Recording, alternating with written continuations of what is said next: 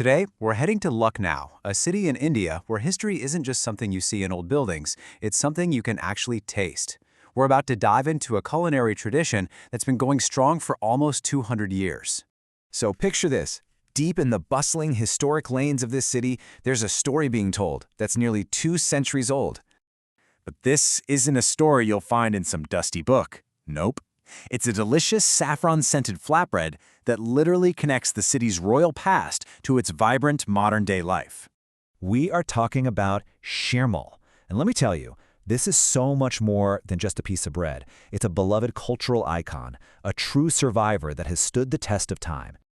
So for anyone who hasn't had the pleasure, what is shirmal? Well, at its core, it's a slightly sweet flatbread infused with saffron. But the real magic, the secret sauce, is its unbelievably rich, flaky, layered texture. It's a true work of art. All right, to really understand what makes this bread so special, we've got to look at what goes into it. Because the ingredients themselves tell this incredible story of luxury, tradition, and, well, making things work for everyone. And this is where it gets really fascinating. You see, originally, shirmal was called amiran ki roti, which translates to the bread of the rich. And it was made with all these super luxurious ingredients like pure ghee, real saffron, and rich milk.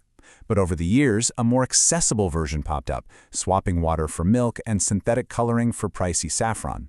This wasn't just a recipe tweak, it was a huge cultural shift. It took a royal treat and turned it into something everyone could enjoy.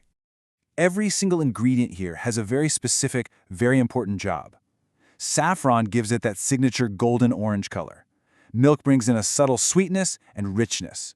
Then you've got kura, which is this fragrant floral water that adds a beautiful, delicate scent.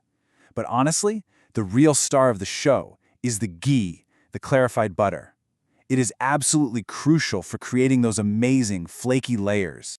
Now, making shirmal isn't just baking, it's a craft, an art form. And at the Ali Hussein shop, this process has been passed on for 7 generations. Watching them work is like stepping back in time. Okay, let's break this incredible process down. First, ghee gets kneaded right into the dough, which then has to rest. That's the secret to the layers. Then, the dough is portioned out, not with a modern scale, but by hand with the traditional tarazu. Next, they take this comb-like tool called a choka and pierce the dough. Why? To let steam escape so it bakes nice and flat instead of puffing up like a balloon. After it's shaped on a special pad, it's slapped, by hand, onto the blazing hot walls of a 450 degrees Celsius iron tandoor. Finally, it's pulled out with a pair of hooks called a jati. It's just a stunning display of skill and tradition. But you have to wonder, where did this amazing bread even come from? Well, its story doesn't start in a public bakery. It starts in the lavish court of a nawab, a local ruler. So the legend goes that back in the 1830s, a royal cook named Muhammadu invented shirmal. He was basically trying to make a softer, richer version of another popular bread. When his time at the court was up, his successor, a guy named Ali Hussein, decided to take this creation to the people and open a shop in 1830. And that exact same shop is still running today. And here's a little fun fact. The original design of the bread was actually changed in the 1990s just so they could make them faster to keep up with the crazy demand. And that original design is tied directly to its original name. Get this, it wasn't called shirmal, it was chirmal. Chira is the Urdu word for a slit. The first version had this little slit on the edge, and supposedly the Nawab was so obsessed with this little design detail that he actually wanted to get it patented. So from that one royal kitchen, this incredible legacy was born. Let's jump back to the present day and look at the Ali Hussein Shirmal shop now, which is truly an institution in Lucknow. 190 years. Just let that sink in. This shop has been in the exact same spot, run by the very same family since 1830. It's not just a bakery, it's a living, breathing piece of history. And its popularity has not faded one bit. On a totally normal day, they sell over 1,000 shirmals, but during festivals, that number can easily double or even triple. The demand is just huge. Muhammad Umar, who is the 7th generation owner of the shop, puts it perfectly.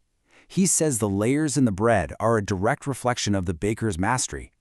It's a skill that you can tell has been honed over a lifetime and then some. I mean, what a journey, right? Shirmal went from being this exclusive delicacy for royalty to a beloved staple that everyone enjoys. It's so much more than just bread. It's the actual taste of Lucknow's history. And all this really makes you think. Every city has these stories baked right into its culture. The story of Shirmal is just this powerful reminder of how traditions can not only survive, but also evolve and thrive. So it leaves me with a question for you.